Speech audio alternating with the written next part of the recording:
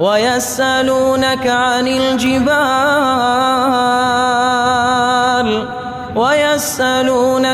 الجبال فقل